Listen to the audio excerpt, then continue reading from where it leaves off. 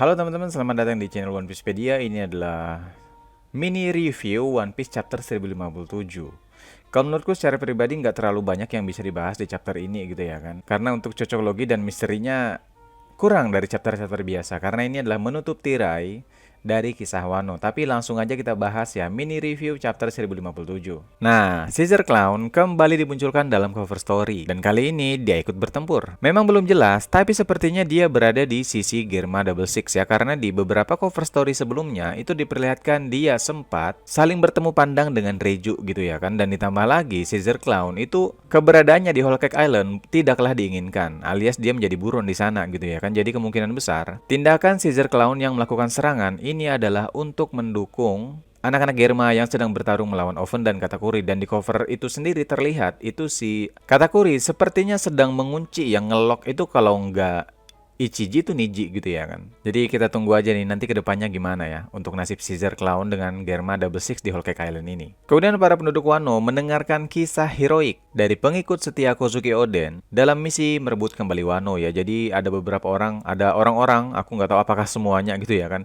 dikumpulkan dalam satu aula di situ, di mana kalian pasti ingat di beberapa chapter sebelumnya itu ada yang guru ya, guru pengganti Sarahebi yang berkacamata cowok itu dia yang menceritakan kisah ataupun membawakan narasi mengenai perjuangan pengikut setia Oden dalam misi merebut kembali Wano. Dan akhirnya di chapter 1057 kita tahu bagaimana nasib Yamato dengan kelompok SHP ya. Ternyata Yamato memutuskan untuk tidak bergabung dalam kelompok topi jerami karena dia memutuskan untuk hidup sebagai Kozuki Oden.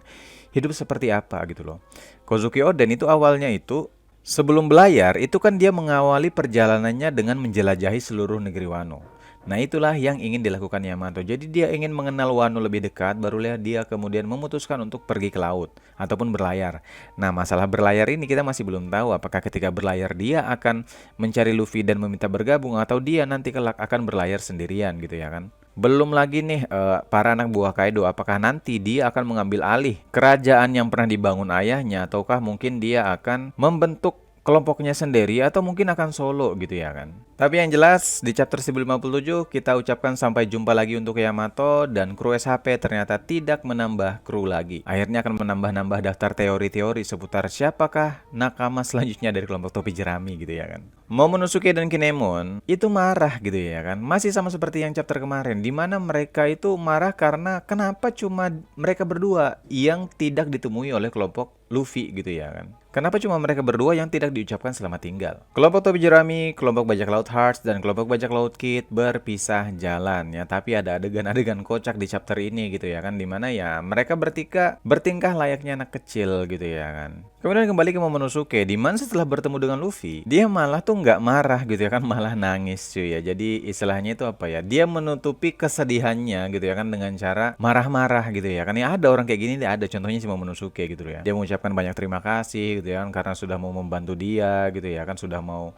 membantu lah istilahnya, membalaskan dendam orang tuanya dan lain sebagainya gitu ya kan. Nggak ada yang, kalau dari aku secara pribadi sih nggak ada yang terlalu banyak yang dibahas untuk masalah ini ya, karena ini sifatnya tuh emosional gitu ya kan. Jadi untuk masalah cocok logi ataupun teori-teorinya atau pembahasan sequence-nya itu kurang di chapter ini kalau menurut. Kemudian ini juga yang salah satu yang ditunggu-tunggu oleh para fans, yaitu Luffy memberikan bendera Jolly Roger-nya ya.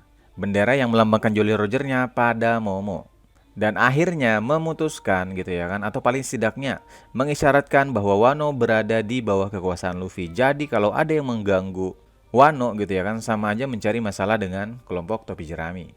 Jadi per chapter 1057 kita bisa anggap sudah dikonfirmasi bahwa Wano adalah salah satu wilayah kekuasaan dari kelompok topi jerami ya. Yang aku masih tunggu ini jujurnya Fishman Island ya. Fishman Island itu beberapa kali mengatakan ingin memasang bendera topi jerami, tapi sampai sejauh ini belum ada kelihatan adegan konfirmasinya gitu ya kan. Jadi masih asumsi-asumsi aja, asumsi-asumsi yang kemungkinan terjadinya itu besar gitu ya kan. Jadi aku masih menunggu sih konfirmasi di Fishman Island ini gitu ya kan. Yang jelas kalau per chapter 1057 Wano sudah berada di wilayah kekuasaan kelompok topi jerami. Kemudian dari narasi yang disampaikan di chapter 1057 ya, dapat disimpulkan bahwa Orochi sudah mati karena disaksikan langsung oleh Hiyori. Dan ngerinya lagi di sini itu, Orochi itu kan kepala naganya atau kepala ularnya itu udah dipenggal tuh, tapi masih bisa ngomong pak gitu ya kan. Masih bisa memberikan kutukan-kutukan kepada keluarga Kozuki gitu ya kan. Jadi aku nggak ngerti lah ya konsepnya seperti apa, konsep apa hukum fisikanya seperti apa gitu ya kan, konsep logika di dunia nyatanya seperti apa. Tapi memang adegan ini aku membayangkannya aja ngeri cuy. Bayangin aja gitu ya kan, ada orang udah ditebas gitu ya kan, tapi masih bisa ngomong gitu, masih bisa menyumpah serapah gitu ya kan, masih bisa menyumpah keturunan Kozuki gitu ya. Tapi si sini Hiyori yang malah berdiri tegak gitu ya kan, dan membalas perkataan Orochi lah istilahnya seperti itu. Dan kisah Wano resmi berakhir di chapter 1057 ya. Jadi memang seperti yang gue bilang tadi ya, untuk chapter 1057 ini kalau untuk masalah pembahasan cocok logi, teori ataupun sequence itu menurutku kurang gitu kan, karena banyak adegan emosional di dalam ini gitu kan. Jadi sesuatu yang lebih enak dinikmatin daripada dibicarakan kalau menurutku secara pribadi gitu ya.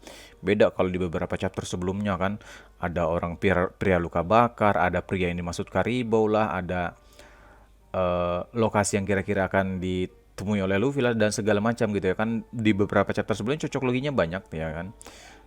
Tapi emang gitu ya, kalau udah penutupan chapter itu biasanya agak ini ya, agak untuk masalah cocok logi ataupun teori-teorinya itu biasanya kurang kalau untuk mau dibahas gitu kan. Karena ini biasanya kalau penutup kisah itu biasanya dia lebih ke arah emosional. Oke, jadi segitu aja kawan-kawan untuk mini review chapter 1057 ya. Kalian bisa tulis di kolom komentar pendapat kalian mengenai kisah Wano ini teman-teman. Terima kasih sudah mampir, see you on the next video. Dadah, bye-bye.